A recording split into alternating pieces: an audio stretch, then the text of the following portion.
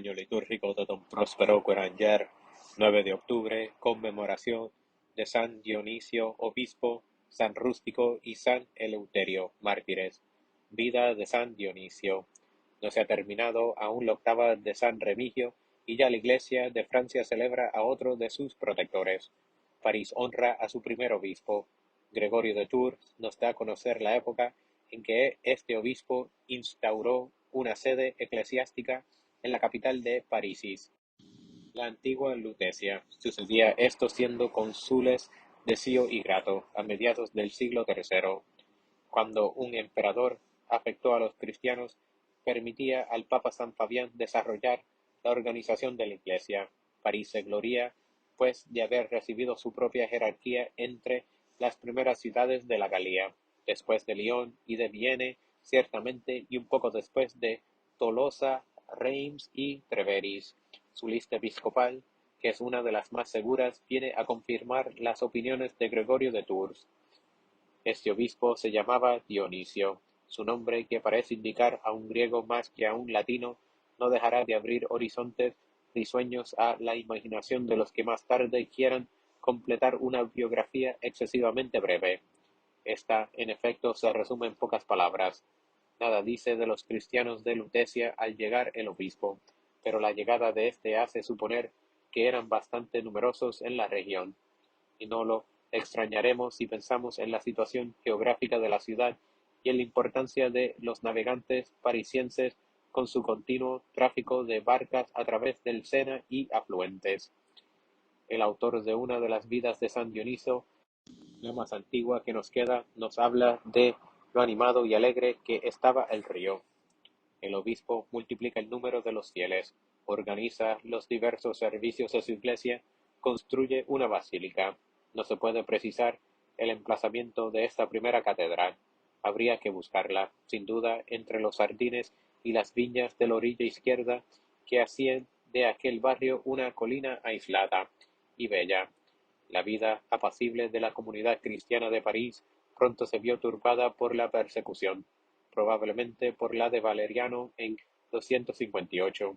La víctima más ilustre fue el obispo Dionisio, con el sacerdote rústico y el diácono Eleuterio, si hemos de creer a una tradición antigua que ya desde el siglo IV nos la asegura.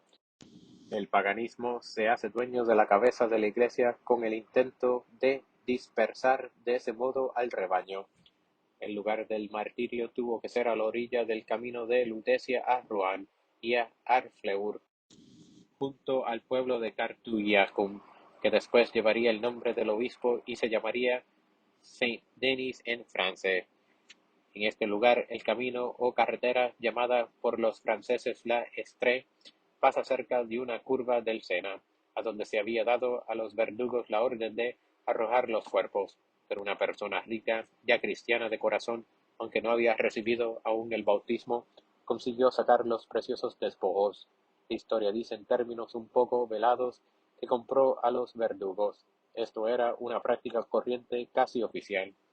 Los tres mártires no cesaron hasta el último momento de afirmar su fe en el verdadero Dios, y aun con la cabeza cortada parecía palpitar todavía su lengua y alabar al Señor.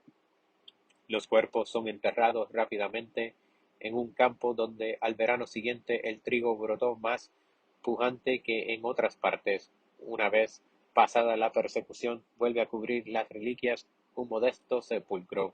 Los fieles van a rogar allí de buen grado, y Santa Genoveva hacia el 475 construirá una iglesia. Los tres Dionisios, los merovingios, al fijar en París la capital del reino, se sienten naturalmente inclinados a venerar el sepulcro de San Dionisio.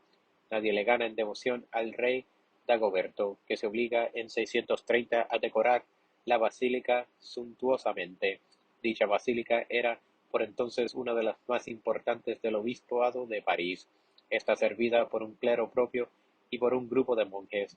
Estos aceptaron pronto la regla de San Benito, condescendiendo con la recomendación que de ella hacía a todos los monasterios la piadosa reina Santa Batilde.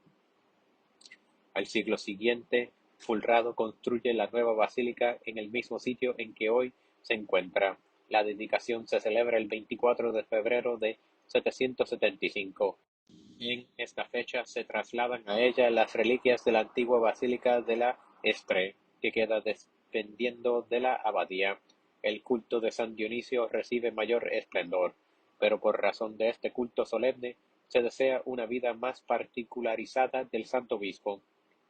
Hilduino la redacta influido por una idea que ya se había hecho corriente: el patrón del monasterio no puede ser otro sino el Dionisio, miembro de Areópago de Atenas, convertido por San Pablo. Ahora bien, por ese tiempo, después que han pasado casi 3 siglos, se ha confundido ya Dionisio el Areopagita con otro Dionisio, Dioniso el místico, autor de muchos tratados de teología recomendables por lo elevado del pensamiento y la riqueza del simbolismo. Esta confusión de 3 personas en uno, si bien embrolla un poco los datos de la historia, tiene algunas consecuencias felices, porque orienta al famoso monasterio y a otros muchos hacia una corriente de espiritualidad muy teológica. A la vez hace estudiar a los monjes las cosas de Grecia y de Bizancio, de las que toman muchos cantos, sobre todo de la célebre misa griega de San Dionisio. Oración: omnipotente Dios, otorga a tus elegidos, que luchan en el combate, la corona de la gloria, y como botín las recompensas del reino celestial. Entre ellos tu atleta Dionisio, juntamente con Eleuterio y Rústico, confesando tu nombre, fue consagrado con la palma del martirio. Concédenos, Redentor del mundo, ya que nuestros méritos nada valen, que sus sufragios nos consigan el perdón.